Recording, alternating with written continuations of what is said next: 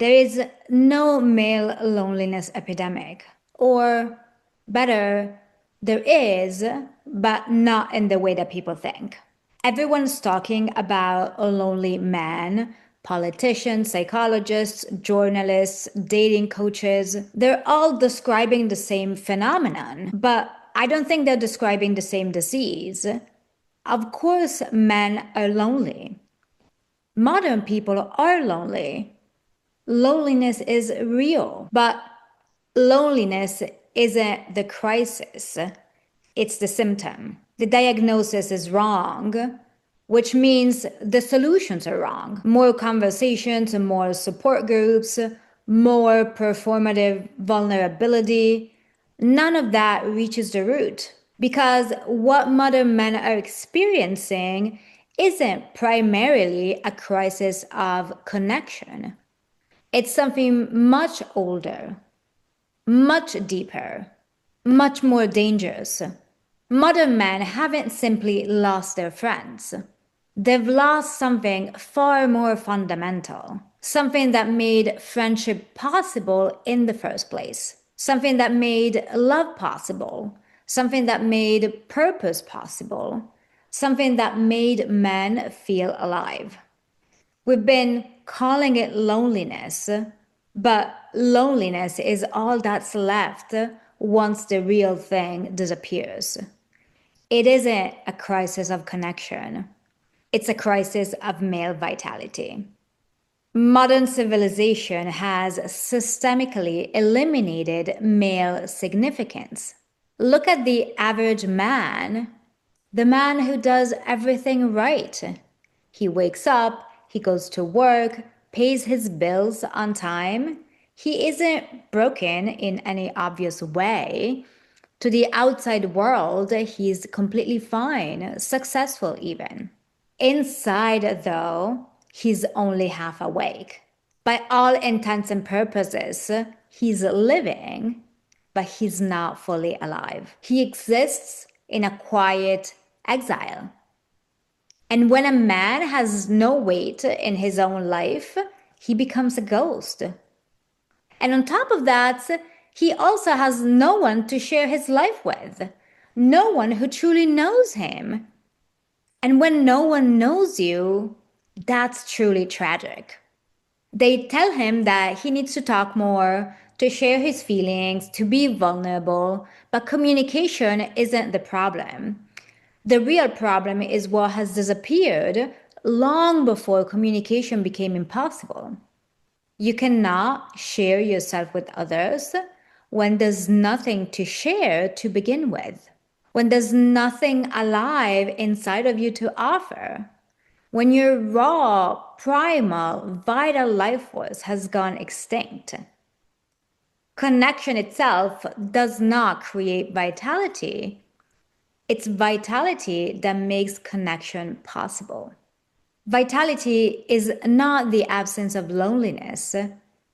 It's the presence of aim, of direction. It's having something worthy of your life.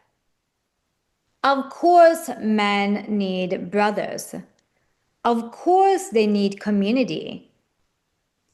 But community alone cannot give a man something worth living and dying for. A man doesn't become vital because people love him. People are drawn to a man who already has something worth living for. And the obvious question is, how did an entire civilization produce millions of disconnected men like this? Modern society pathologizes the masculine instinct, the instinct to build, to protect, to carry something heavy, to become more than you already are. A boy wants to climb a tree, we tell him to come down. A young man hesitates to ask a woman out because he's terrified his interest alone will be perceived as a violation. Another man wants to start his own business, and society tells him to sit down, stay quiet, and submit to mediocrity. At some point, Ambition became dangerous, strength became suspicious, sacrifice became self-destruction, authority became tyranny. Healthy masculinity disappeared completely from the conversation, and only its excesses remained. Wanting to lead became ego. Wanting to protect became control. Wanting to carry responsibility became oppression. Modern culture no longer knows what masculinity is for. And because it cannot comprehend its purpose, it only recognizes its distortions. The healthy man is erased, and the tyrant is paraded as the only option. We stopped asking the fundamental questions. What is masculinity for? What is a man's strength for? These questions have disappeared entirely.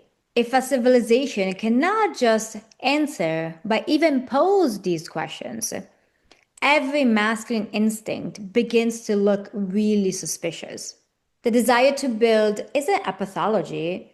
The desire to protect isn't a pathology. The desire to carry burdens until your bones ache, physically and metaphorically, isn't a pathology. It's vitality. It's a part of a man that reaches beyond himself, the part that refuses to remain stagnant. Modern men have stopped trusting their deepest instincts. Every impulse has to be justified nowadays. Every desire has to be explained. Every drop of raw vitality must be castrated before it can be accepted. And not because these instincts are inherently wrong, but because men were taught that they were. You cannot systemically dismantle a man's nature and then act surprised when he forgets how to exist. A civilization cannot pathologize vitality and then be surprised when men forget how to be men. What's so indispensable about Carl Jung is that he exposed the grand lie about modern morality. He understood that a harmless man is not a good man. He's a terrified man, afraid of himself, afraid of his own power. A man becomes trustworthy only after he's learned how to govern and direct his own strength. A harmless man is a weak man. Harmlessness is not a virtue, it's a liability. You cannot be truly moral unless you have the capacity to be dangerous. Imagine two fathers. The first father never raises his voice.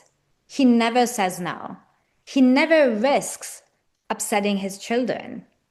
But the second father is different. He can stand his ground. He can say no. He can discipline. He can confront threat. Which one of these two men is actually safe? A really good father is someone who has the capacity to become terrifying. He simply chooses not to. That's the real virtue. Not weakness, but discipline. A harmless man cannot protect anything. A dangerous man who's conquered himself can protect everything. Those two are not the same man. The opposite of goodness isn't danger. It's weakness masquerading as goodness. And here's why we'll never solve the problem of the male loneliness epidemic by talking about loneliness. We've mistaken the symptom for the disease. We've built an entire cultural machine around the wrong problem. We count men's friendships. We measure their social life. We ask how often men cry, how often they talk, how often they plead for help. But almost no one asks, what is this man living for? What is he building? What is he protecting? What is asking him to become more than he already is? A man can be surrounded by people and still be without vitality. A man can have a wife, children, friends, a successful career, and still carry the terrifying realization that his core has gone extinct. You cannot fill an existential void with performative conversations. You cannot replace significance with support. You cannot substitute purpose with therapy. As long as we keep calling this loneliness, we will keep producing lonely men. Because loneliness was never the disease, it was the echo, the quiet, agonizing echo of a man who is no longer summoned by anything greater than his own comfort. We've been trying to reconnect men to one another, but we've forgotten to reconnect them to life itself. As long as we keep calling this loneliness, we'll keep producing lonely men. Modern men don't simply need more connection, they need a reason to come alive.